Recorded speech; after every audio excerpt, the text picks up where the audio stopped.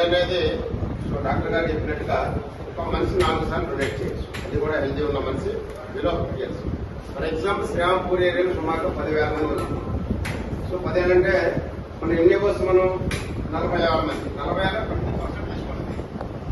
20% తీసుకున్నా కానీ మనకి ఇప్పుడు ఉన్నటువంటి బ్రహ్మాండంగా మనం 100% బ్లడ్ సప్లై వరల్డ్ పాపులేషన్ సుమారుగా 3-5% యాజ్ ఆన్ డేట్ తెలుసో తెలియక రికార్డ్ అయిన ప్రకారం మనకి 90 million people are suffering with concern.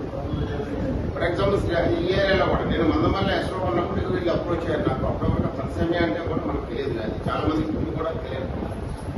ఎప్పుడైతే బర్త్లోనే ఈ డిఫెక్ట్ ఉంటుంది, పై బర్త్ మనకి వస్తుంది తెలియకుండా ఆ వ్యాధి వచ్చిన వాళ్ళకి only replacement of the bed అంటే ఫ్రీక్వెన్సీ ఆ డిపెండెంట్ వాళ్ళ దీన్ని బట్టి హెల్త్ కండిషన్ బట్టే ఉంటుంది. కానీ దానికి పర్మనెంట్ సొల్యూషన్ అయితే లేదనుకుంటుంది.